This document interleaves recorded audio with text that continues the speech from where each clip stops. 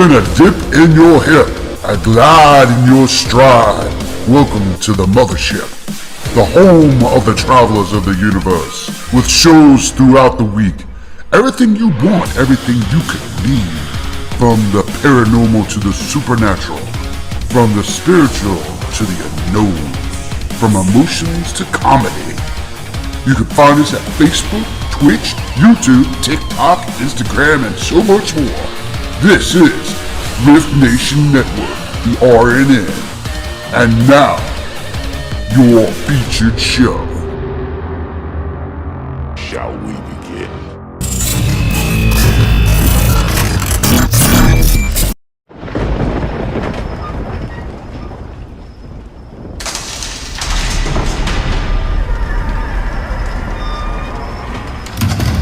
Well, here's to a world of gods and monsters. Master, you... I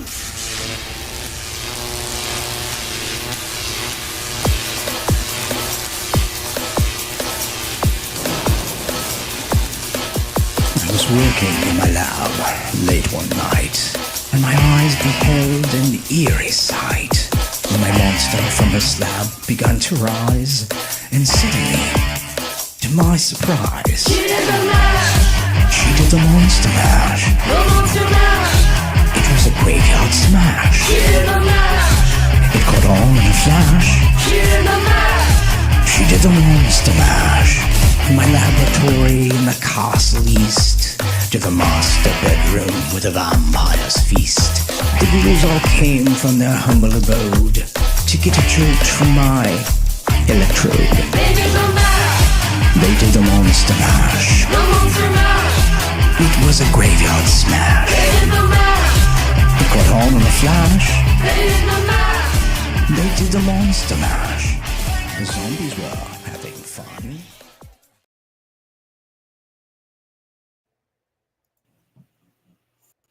Good evening, everyone. Welcome, travelers and those alike, to the Orion Effect Halloween special with me, Rhonda Dowdy, who is doing this alone by herself for the first time, with her trusty partner in crime, Kim Sage. Hello, hello. It's going to be fun. Hello. It is. We're working through just a few little technical things. It says Ron has joined. He says he's joined, but I don't see him just yet in the queue.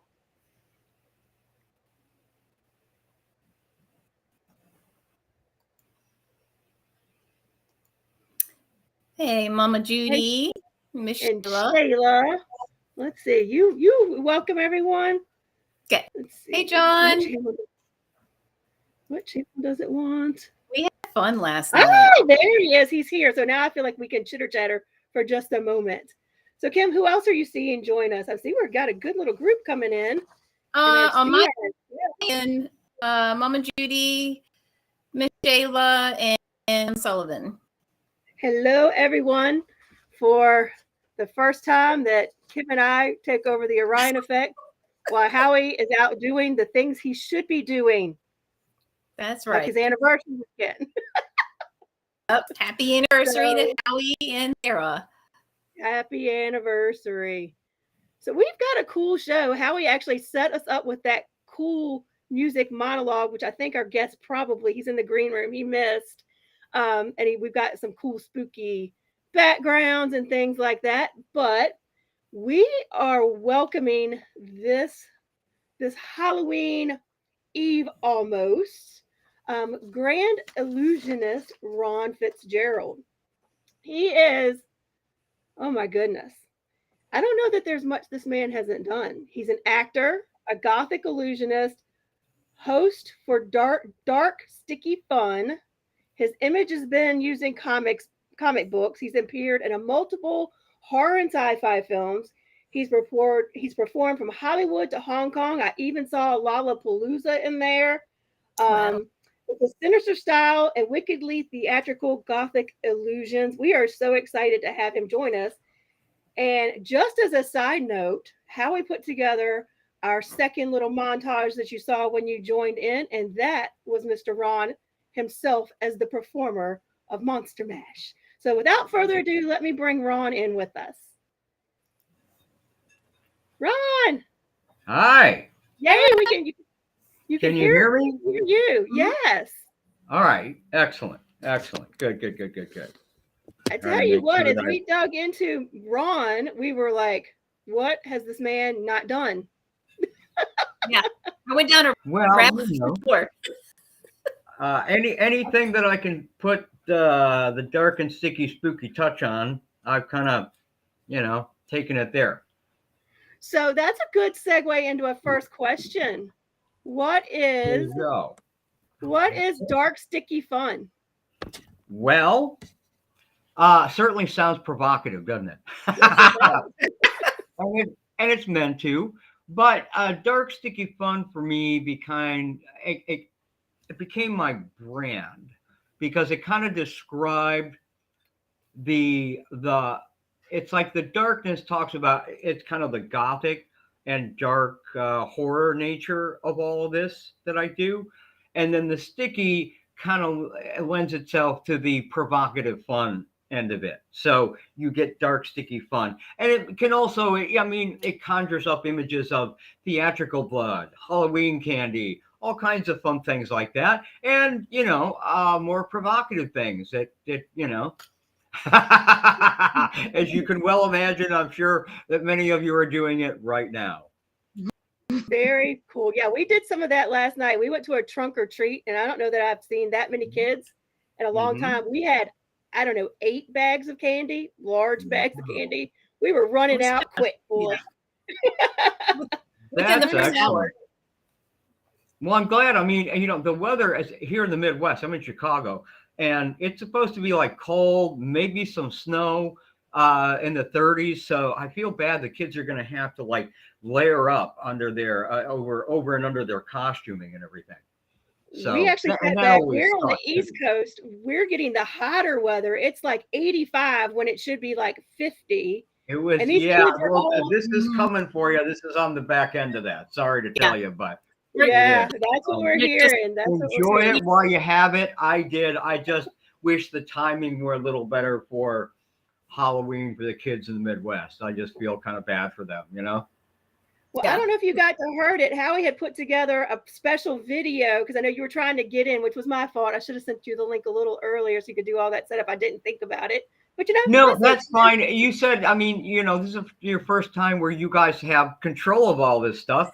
I didn't expect it. I always want the links earlier in case I run into crap like that. Because the tech people are insane and they don't care how hard it is for you to log into anything. Right. Yeah, But so, Howie put together a montage with your Monster Mash version. I was like, Howie, is that Ron? And he was like, it is. It is. Yeah. yeah.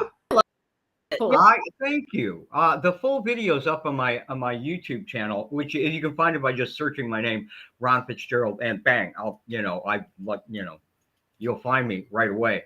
And there's a lot of cool stuff there. But if you want to see the full, Monster Mash music video, it's right there. I made that. I've been working with a band who did music for me when I made my movie Dark Realm and other projects, and we've known each other for a long time. And they came out with an album called All Hollows, and they asked me to be on it. So we redid Monster Mash, and I also did an Edgar Allan Poe piece and a little voice work on another track called I Come to Collect about the Grim Reaper.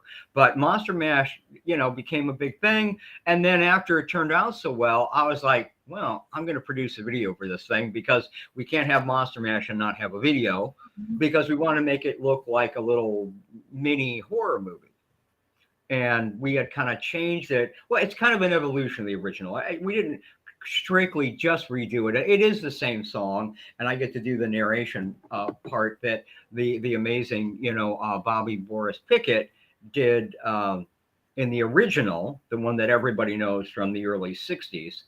And so we went kind of to the next movie. We made the monster female. So this is more like Bride of Frankenstein, whereas the original Monster Mash is kind of like Frankenstein. This is Bride of Frankenstein, and we had a lot of fun with that. Our Franken monster is Lady India, who I work with. She's in the movie in Dark Realm, and I do a lot of live events with her as well.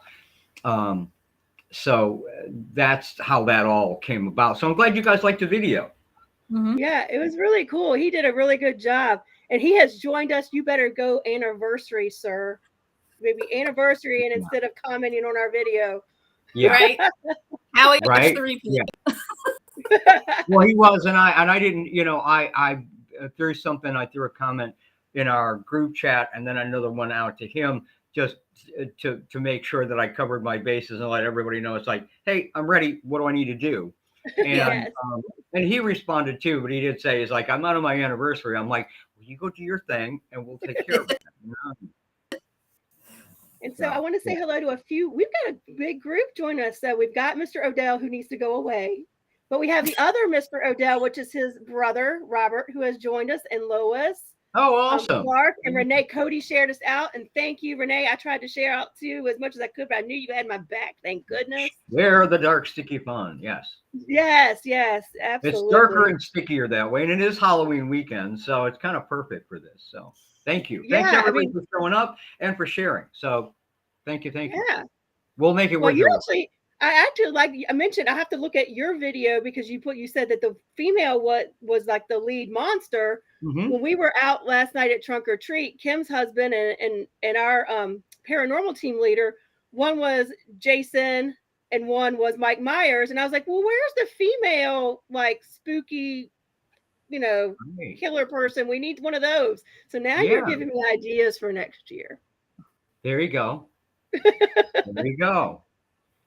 I'm just saying, the female empowerment movement, it's a great thing. It's like, so, we kind of jumped in on that. Plus, it seemed like a natural evolution to where to go with the song. So we wanted to go Bride of Frankenstein. And I love that movie anyway. I love Bride of Frankenstein. So it, very cool. Yeah. So I'm glad that you have ideas. I can't wait to see what you do next year. That's right. I think next year will be bigger for sure. Everybody got into it yesterday. You can't go too big on Halloween, Yeah. No. Yeah. Gotta be big, crazy. So I guess there's so many ways we could take this because, like I said, after looking at everything, I was like, even which way do I want to go? But let's just start. Let's start with wherever you want to start, and then at some point we can take questions from the audience as well. I'm sure they're going to go, well, what the hell are you talking about here? Yeah. So and that's fine. We'll explain it then. Yeah. How did you get started in the Gothic Illusions business? Like what got you going? I was a weird young kid in the Midwest. And I got a magic kit, a box of magic as a gift. And that just kind of set me off. I mean, I always liked watching The Big Illusionists on TV, stuff like that. And there was just something about, shoving people into boxes and cutting them into pieces that just kind of turned me on. And I was like, that's interesting. I kind of like that. And I just, I got that magic kit. And for some reason, and I didn't have these words in my head then, but as an 8-year-old kid, when I got that, I found that to be a valid vehicle of expression. And I was good at it, and I liked being able to present stuff, and people liked it. I liked entertaining people, I found out really quick. So that was my entry into show business. I'm sure I would have found my way there sooner or later, because I'm a creative. I'm just, I'm professional bohemian weirdo.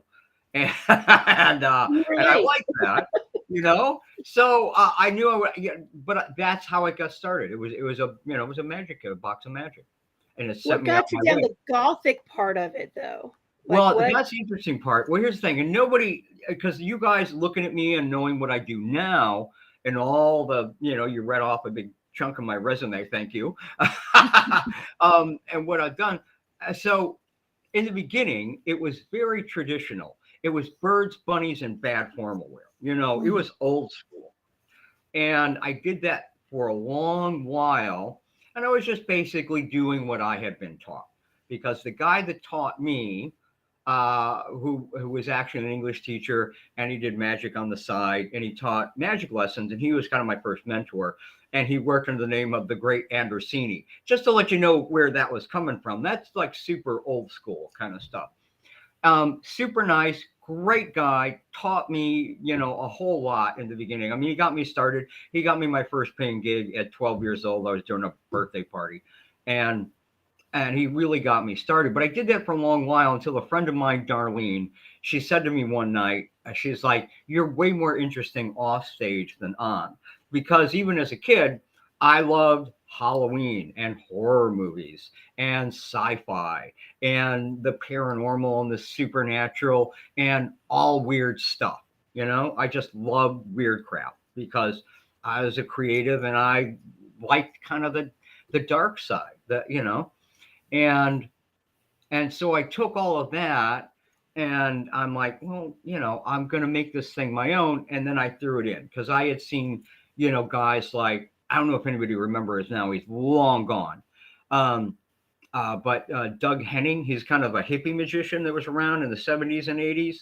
And he was the first guy I saw. He had long hair and a bushy mustache and really colorful clothes.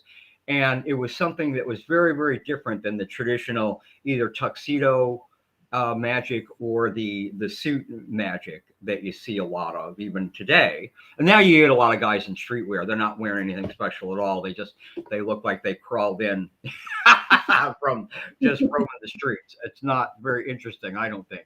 But it was a lot of that.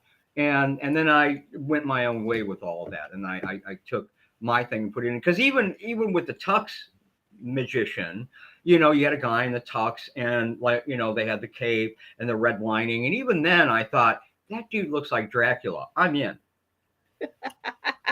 Right? Very How cool. can you say no to that? Yeah. And, and the whole vampire thing, because the vampire community is very attached and intermingled with the Gothic community. And I toured with a band called the Dark Theater back in the 90s. And I went on tour and did a lot of events with Vlad and the band called the Dark Theater.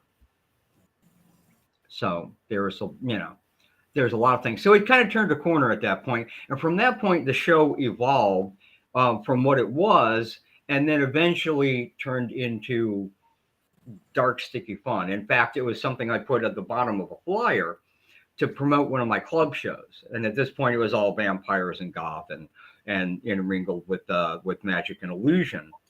And at the bottom of the flyer, I put dark, sticky summer fun because it was a summer show.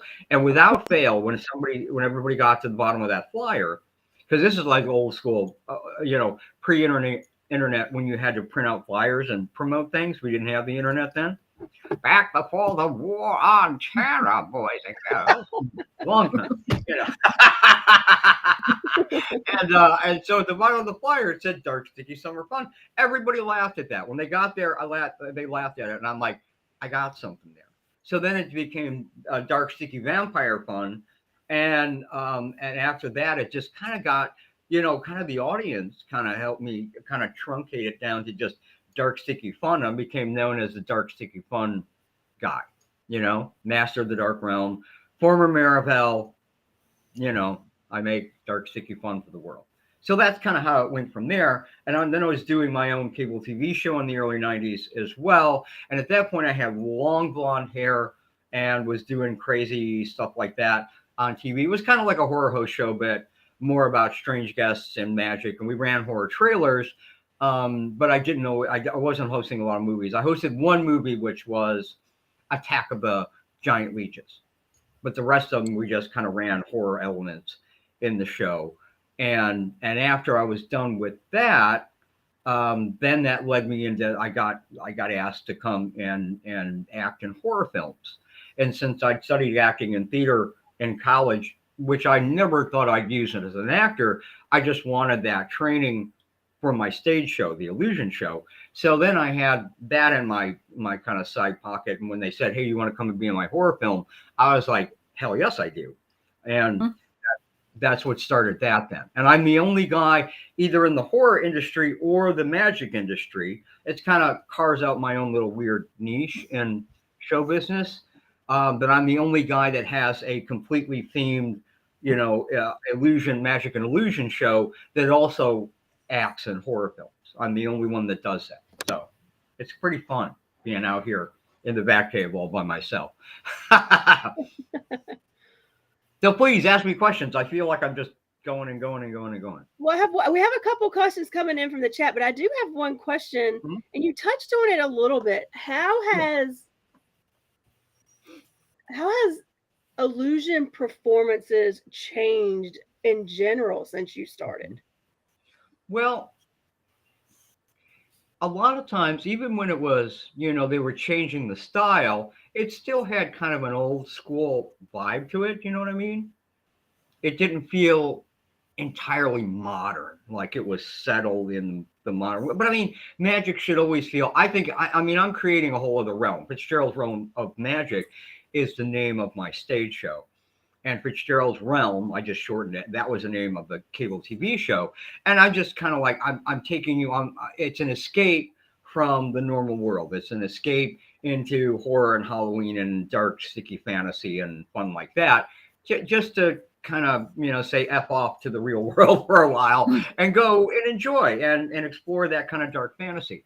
So it seemed like, there wasn't a lot of people like really doing that. But then when you got into the 90s, magic got chased out into the streets. And with guys like David Blaine and others especially, it became about those really cheap to produce because they were shot like reality TV as well. And that's why they made them. That's how he got that done. And it's genius that he did that.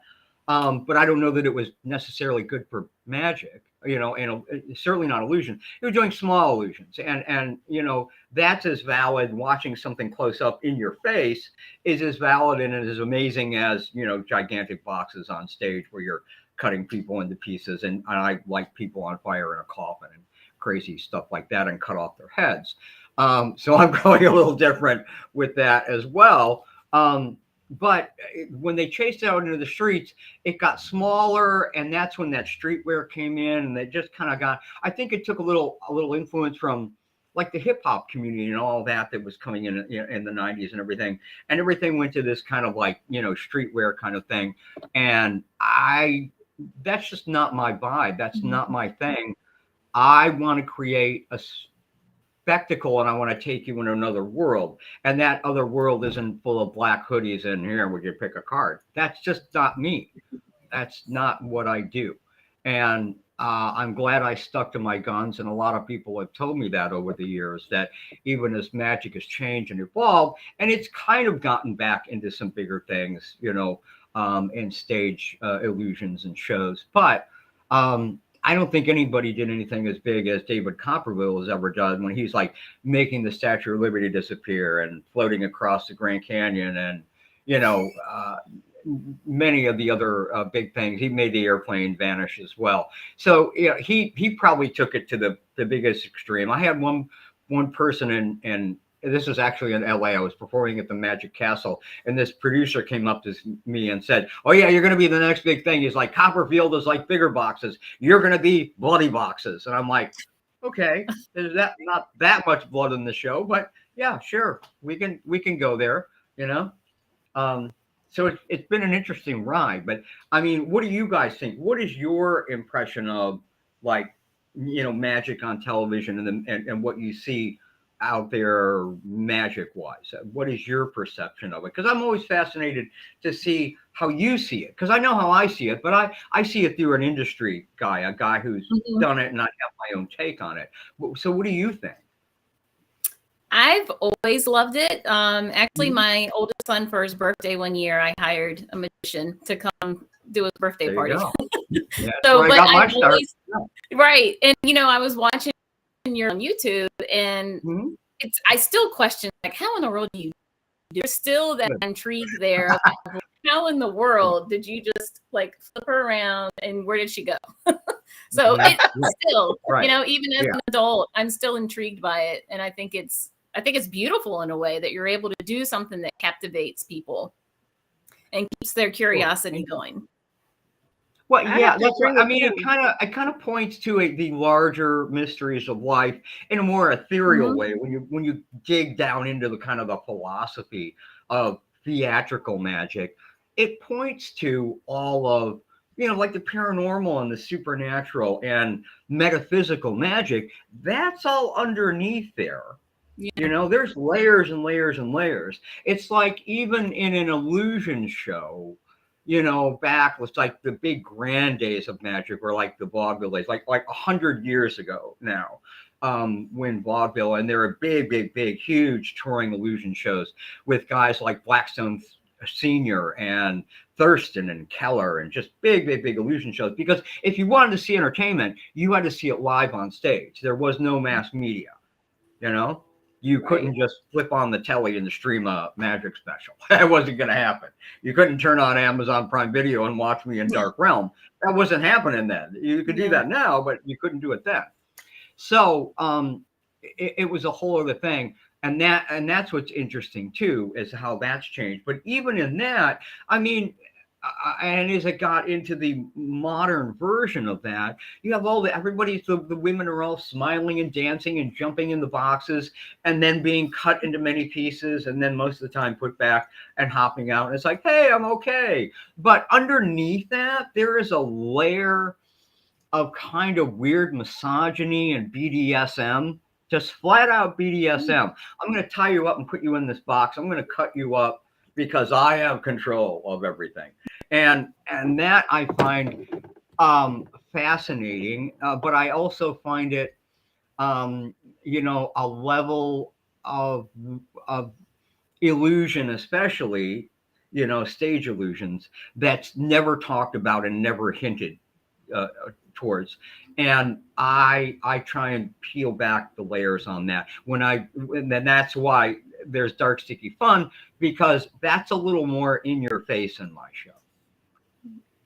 I would say I would agree with Kim on my feelings about it. I mean, it still just fascinates me. What I do find curious now is shows like America's Got Talent and things like that. You're starting to see more illusion show, you know, illusionists come on there and are participating in that, and some of them are incredible. So I think we're seeing maybe a resurgence of that, that showmanship, if you will.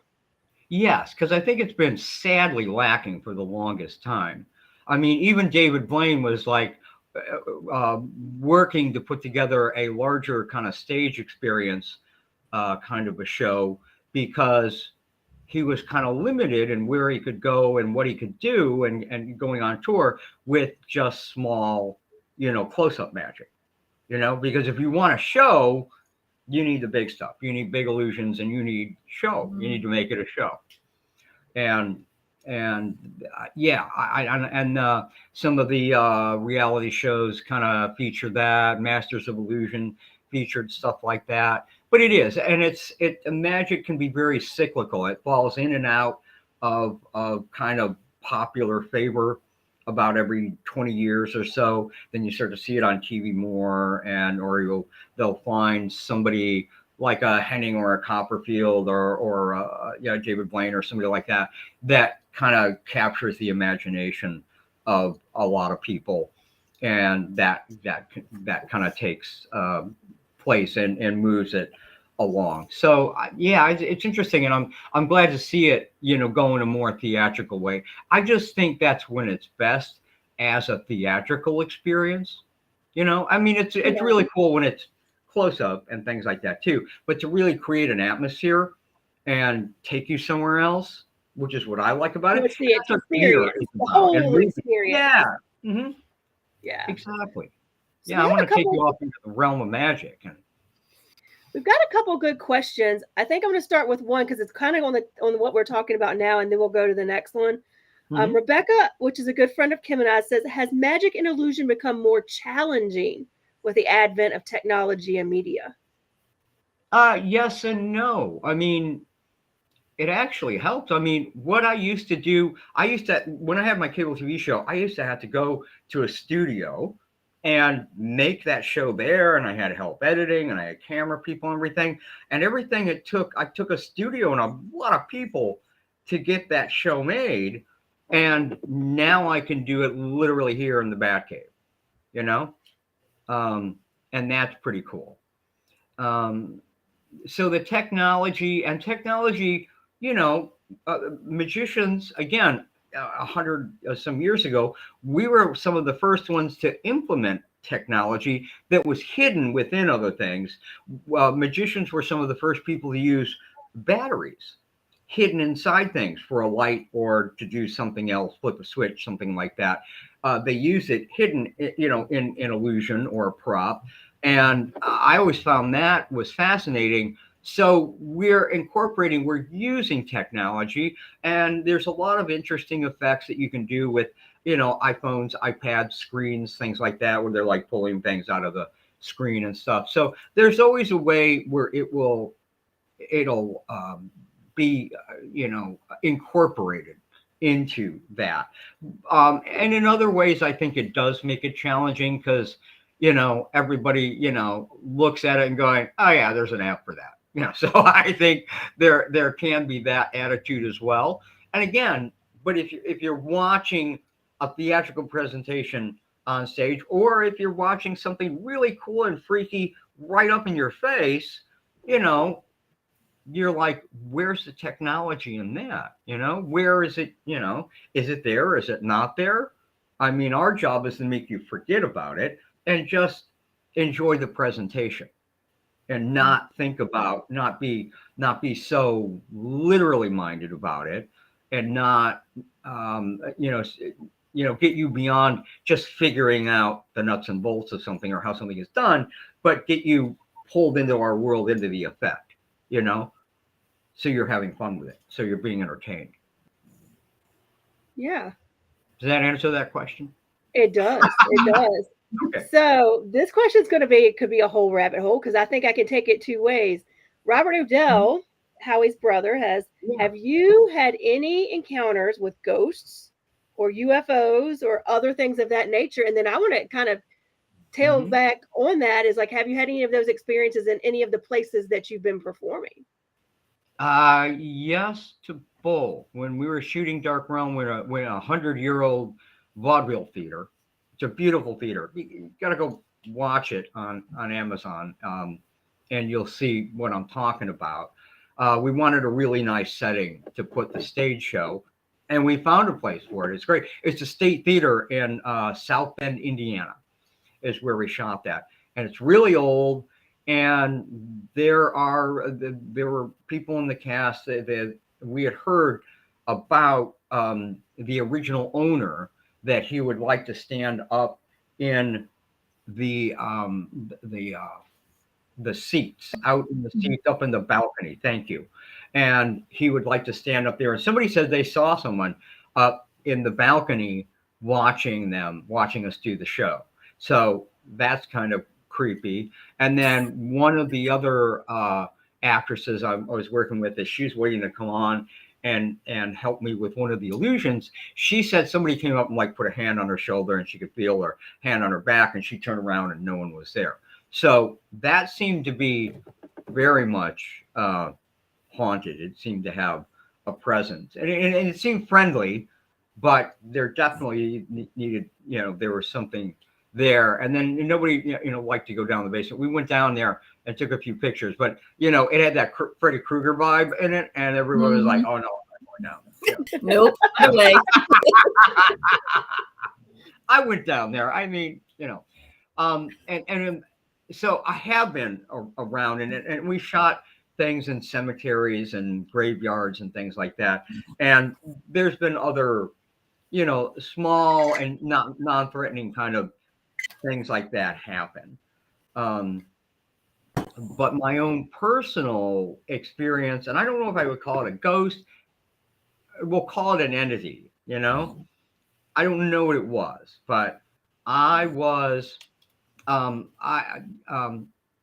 was ill, and I was, I was waiting for a surgery, and I was not in great shape. And I remember one night I'm laying in bed with my girlfriend. She's here next to me, and I'm laying there, and then at the foot of my bed, kind of, I don't know if I can get this in there, like parallel to me, like I'm laying face up, and this thing's at the foot of the bed, and it's got arms stretched out, and it's a black shroud with a hood on it, and the hands go out, and they're skeletal hands, and the hood peeks back, and there's a skeletal face, and it's just kind of flapping there, just kind of hanging there for the longest time. I couldn't tell you how long. It seemed like forever to me.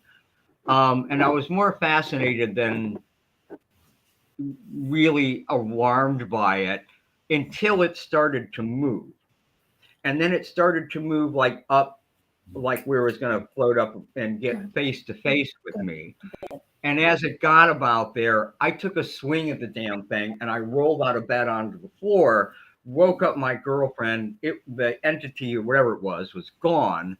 And that was kind of the end of that. But that was a weird experience. And that is one of the most visceral, I don't know, experiences I've had with anything that I had no idea what the hell it was, Mm-hmm. Yes, Yeah. yes. Kim, All I knew was I was not in great shape at that point, and people are like, "Oh yeah, you look like beat off death," and I'm like, "Yeah, thanks, yeah, but I don't know about that. I feel like sometimes you encounter things because you're more open when you don't feel good. You're not concentrating on is it real or is it not. You're like, I don't feel good, and this thing is looking at me at the foot of my bed. Or definitely, definitely when you're running a fever too. When you're running a fever, it's like you're wide. Well, but yeah, I mean that can, that opens you up to, just flat out hallucinating. But I wasn't on any meds. I wasn't on anything. I wasn't in I wasn't like, I was not well, but I was not running a fever. I didn't have anything, cooking that would have made me, that it would have contributed to, to a hallucination or anything like that. And that's why I seemed very clear-minded when all this happened. And that's what makes me think it's like, well, something happened there because yeah, for sure. All of us in here have definitely experienced something. Know what that was. I don't want to look into what that was. We're just gonna leave it as it is.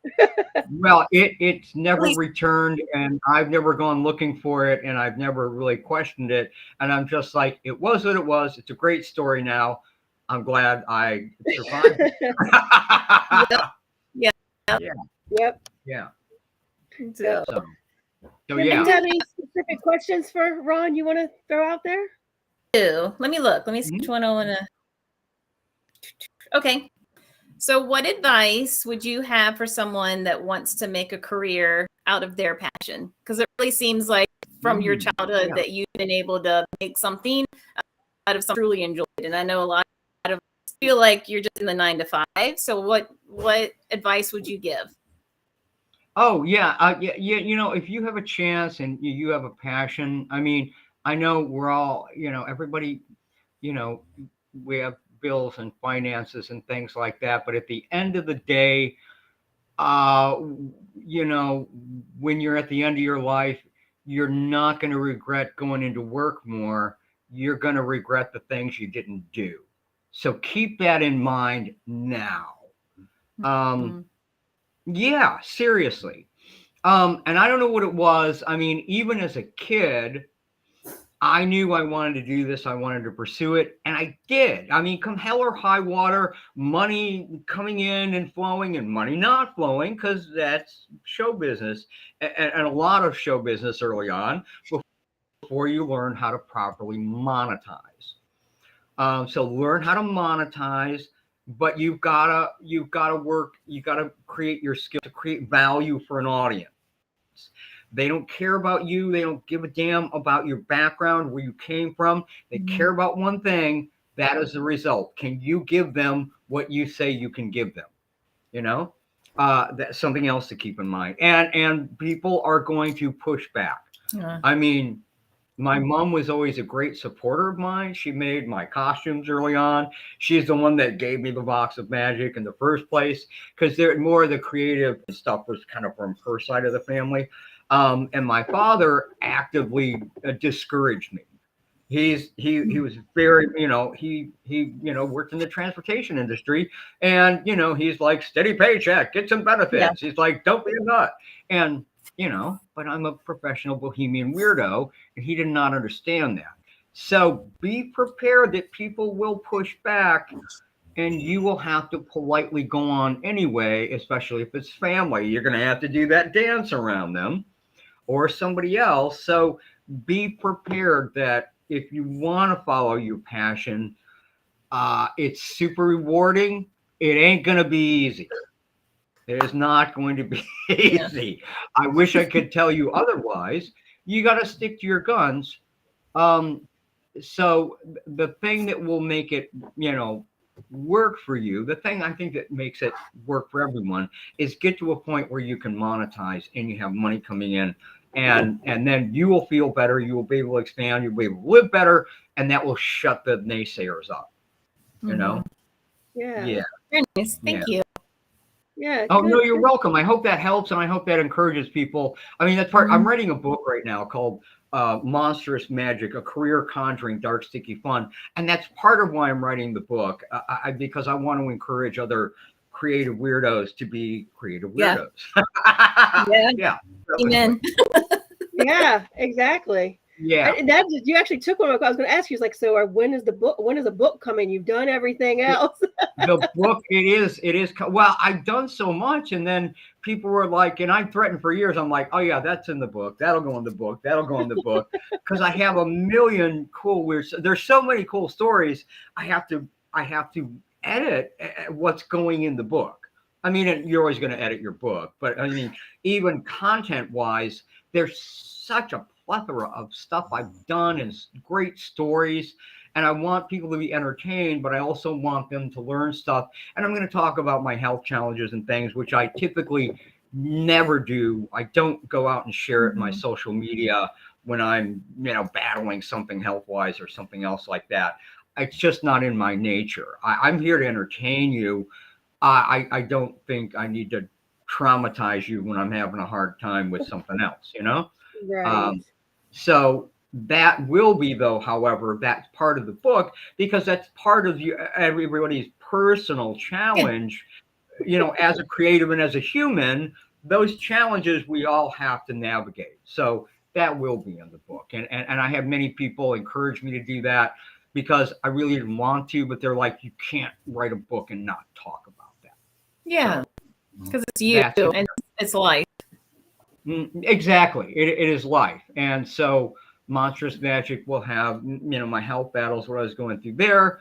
And then it will have it's kind of a memoir in a way as well, because it chronicles, it's like I was talking about, going from a kid with a box of magic to being the master of the dark realm and acting in horror films and being established as a Gothic horror illusionist. And then, getting to do cool things like make Monster Mash videos and be the mayor of Hell in Hell, Michigan, and do all kinds of crazy stuff like that. It's led to a lot of other weird opportunities, because I love to go, oh yeah, I'm the former mayor of Hell. They think that's so funny with the people. I have people who are helping me with the book, and they think that's so funny. They want to put that right on the front of the book. They want to say, they want like Ron Fitzgerald, mayor of Hell. I like it. So, well, then you might get to see that then, because there are a lot of people that kind of like that idea. And who doesn't want to read a book called Monstrous Magic written by the former mayor of Hell? Kind of a natural, right? A no-brainer for all of us spooky people. That's so right. I'm hoping the book will be out like a year from now. Okay. I've been working on it for a while, and working and working some more. Writing and there's right now, especially after the spooky season, that's just a concerted effort to just kind of get the rest of that done and get it to the editor and go from there. But I'm excited, and I've been talking about it. You got to go promote your book like a year and a half before it ever comes out, so people know. So great. So what is the illusionist community like? Are you guys a tight-knit group of people who support each other and raise each other up, or is it very cutthroat, kind of jealousy, kind of like, is it a camaraderie? What is that like? Yeah, yes to all of that. I mean, it depends on who you're surrounded by, and it's like I've heard many stories of uh, cutthroatness and douchebaggery in my industry, which I have firsthand accounts of. It ain't pretty. I mean, that's all of show business, by the Yeah. way. But I Yeah. mean, certainly, as an illusion, we are part of the larger, much larger entertainment, community, and so yes, but there are also within that there are tight knit groups of like-minded magicians and illusionists who kind of conglomerate together, and then we can collaborate and share openly and encourage one another. There are other people that you would never want to do that with. Yeah. Yeah. Yeah, Like everything in life. yeah. So you have to be careful, and then, like I said, that's in any industry, and certainly in all of show business. You have to qualify and be very careful about. It's like personally, you want to know and who's in your inner circle, and if somebody in your inner circle is not good, you push them the hell out. You do not let them in there. Right. So you have to be. So there are people, other performers that I am tight with, that I can collaborate with and will bounce ideas off of. And there are others that I would never do that with and don't. And so it's a mixed bag. I always felt like I was an outsider. I mean, the magic and illusion industry is kind of an outsider industry in all of entertainment. You know, it's not the most mainstream part of entertainment like music or movies or television, although it's part of that. I've touched on all of those things even in my strange career, but it's outside of that, and I felt like an outsider amongst outsiders because, well, when I first changed my my style to what I'm, went to the dark side, so to speak. There were a lot of guys, especially in the Midwest and things like that, and they were, they have like a nickname. They're like calling me Dr. Death, stuff like that. And they're thinking that's going to bother me. And I'm like, no, I'm like, pretty much, yeah, that's what I'm doing. And they saw the value in it later. I've had other people tell me, well, you either have to be like, super scary, vampire-y and just play music, or you need to go out and make jokes and be funny. And I'm like, no, I can do it all like a horror host. A horror host can be scary things and present scary things and scary movies, but they're funny. We're making fun of it because we love it. So you can do both. I also had other illusionists tell me that you can't do that show anywhere outside of the Halloween season. You can't do that year round. But because I'm also in the horror industry, you certainly can. Spooky is year round now. Don't you think? Yeah. Yeah. This I mean, is we the all best know that. I think everybody in here tonight kind of knows that, right? I mean, Yep. Yeah. We all live that life year round. Exactly. And the spooky life does not end, on the Day of the Dead on November 1st. 11/1. No. Yeah. We're just starting the next season because we're off, shopping the sales. So. Exactly. Preparing for next year, right? That is right. That is right. Get yourself a nice rail mug for next year. There you go. Yeah. I like to go shopping the sales for home decor. I was bummed. I actually was going to watch The Dark Realm this weekend, and I went on Amazon, and it said not available in your area. Really? Like, that's rude. That is weird. That's very, very weird. Yeah, so I'm going to try again. I don't know why it would be. It should be anywhere in the U.S. And That's I mean, unless think. you're using a VPN that's set to another country or something like that, I don't know why they would hassle you like that. I will try again. I'll let you know if I have any issues. Please do, because I need to know about that so we can go say, hey, what the hell is going on with the movie? I haven't had anybody say that to me yet. In the beginning, it wasn't quite, sticky enough in the search where it seemed like not to be picking it up. And then eventually enough people had been watching it where that went away. And so I'm always, trying to keep an eye on if there's any issues with the platform over at Amazon. Okay, well, I will let you know. I'll try it again and see what happens. No, thank you, because I'd love for you to see it. I mean, it's also. I saw the trailer. It looked excellent. Thank you. It is fun. Here is the. If anybody wants the collectible DVD with all the dark, sticky extras, that's on my website, Fitzgerald'sRealm.com. Very cool. Mm-hmm. Kim, do you have anything else you want to ask? I can't believe we only have 9 minutes left. Well, okay, I can too. I got, if I can get this in here. Ah, there you go. You can pause as some. There's a QR code on Scully's forehead. Oh. Scan that sucker, and that will take you to a links page where you can go find a bunch of my stuff. Very cool. Nice. Thank you. Okay. Yeah. No, thank you. Thank you. Happy Halloween. Thank you. So I do have another question. Please. So has there been anything along your path that you have not been able to do yet that you still would like to do? Not including a book. Wow. That's a good question. Netflix special, anyone? Ooh, I would watch. Thank you. Yeah, I would I hope too. there's some Netflix executives. I'm trying to get working on, I mean, the book will help because, that allows me to go out and promote the book, and the book talks about all of this, but also you're trying to get Dark Realm in front of some of the right people, because there's so much. I mean, Dark Realm is different because it's so much of the show. It's like going to see my illusion show. It's even shot in front of a live theater audience, and then it is mixed with a narrative that makes it, that the thing that binds it together makes it like look and feel like a horror movie, So it's really different. If you want, a lot of people really love it because it is not a stereotypical horror film of any kind.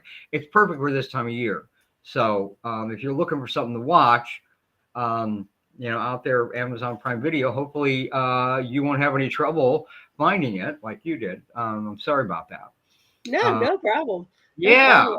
Well, no. Yeah, everybody in chat saying do Netflix. So there you go. Yeah, I would love to do that. One of the big platforms, but I've always been kind of partial to Netflix. I kind of like them and what they're doing over there. And I watch a crap load of stand-up comedy on there, and I'm like, oh yeah. I mean, a lot of the content and what they do, and even some of the mid-range comics and stuff, I'm like, they love what I'm doing. So anybody out there, want to send this to their good friends in development at Netflix, please, Yeah. Honestly, even if they were to do a documentary on you, because your life sounds so interesting, I would definitely. I love documentaries. I love. Me too. Yeah. So they might be more likely to do that because they want to serialize all the documentaries now. So they might, because you could serialize it into chunking out all the different kind of eras. So either way, both would be so interesting. Okay, so we only have a little bit left, but before we get into like where can everybody find you and stuff, you've had this huge career that's it spanned so many different things. Who have you not gotten to work with that you would love to work with? Well, I've met her many times, but I haven't technically gotten to work with her other than appear with her at a lot of the same horror conventions. But I love Elvira, Ooh. Oh, yeah. Master of the Dark Realm, Mistress of the Dark, just kind of works, right? Yeah. That blends well together. Yeah. So I've always just loved Elvira. I think she's awesome, So yeah, Cassandra, if you're listening, again, I'll save you a spot on my Netflix special. Come on. It's okay. Okay, we're It'd be gonna fun to start cut manifesting Elvira it in now. half now, wouldn't it? Yeah. Yeah, we'll start Who working on that. doesn't want I to would see watch it all day long. All day See, long. thank you. All right, there you go. Well, I definitely have to book some scream queens as some and Elvira as some guest stars in that thing. That would be fun. That would be great fun. But thank you for all the support on the Netflix thing. I bet that's the one thing that I would really, really love to do. That's one reason I'm writing the book. It's like I had this super weird, fun career, but not everybody got to see all of it. And certainly, so I'm kind of packaging it so people can kind of take it all in. And I would like to present that like that. It's part of the reason we made Dark Realm, because it kind of combined, everything together and put it out there for people to take in, and they really got to see, what it was about, what I was doing, and get a really good taste of the show. So, what do you have on the horizon coming up? Do you have any tours Lots of or writing. other than the book? What else are you? Writer's cramp is what I see in my future. I was going to Thank ask, you, do you man. take breaks? Do you do a lot of writing and then take breaks and then come back to it? Yeah, actually, the easiest thing is a tip for anybody writing anything, especially lengthy. I dictate it into the computer and it translates it, and it doesn't do it all perfect. Yeah, you're gonna watch it, but then you can edit it from there. But for as far as like getting stories out and getting your thoughts out of your head and out into text, bang. I'm talking it out. So I guess there's more of that, and then I got to go in and clean it up. When that's when you get that. That's when you get thank you. Yeah. I get that if I'm writing even like an important email for work or something like that. Like it gets to the point where I will tweak it and tweak it and tweak it to the point it's like you've got to stop. Well, you could do it forever. Yeah, which is why when I just do it to a certain point, and then I send it to the editor. I'm like, you tell me what's working, what stays, and what goes. I'm not gonna make that. Right. Don't overthink it. Yeah. I'm too close to it, and I need somebody that understands structure, and everything better than I do. So, what else is in your pipeline coming up? Anything new? That's all I can really talk about right now. I mean, there are some gigs that got pushed back out of the Halloween season that will be forthcoming. There was a theater gig we were going to do out here that will wind up being sometime into the new year. Maybe next year at spooky season. I'm not sure if we'll push it off that far, or maybe into the halfway to Halloween thing around May or something. We'll have to wait and see. And there'll be other things. I've been doing a lot online. I just put up, if you go to my YouTube channel, you can watch me in my Halloween special, Goth Girls in a Hot Tub. So I saw that. I promise it's living the life, Ron. Living the life. I am. You got to have a good time. You got to have a good time. You do. And there's nothing better than some libations and goth girls in a hot tub. And we also give you, I do a tutorial on how to make a Jello shot spraying. So if you're a zombie that wants to get, hammered, I got you.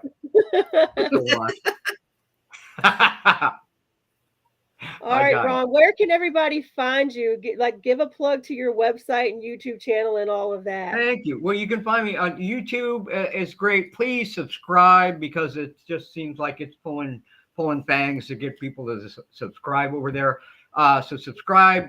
There's playlists of all kinds of fun stuff. There's even some of my old cable TV show on there. There's new stuff. There's live stream shows that happen over there, and a lot of performance in my TV appearances. So YouTube channel, it's under my name, Ron Fitzgerald, and Fitzgerald'sRealm.com.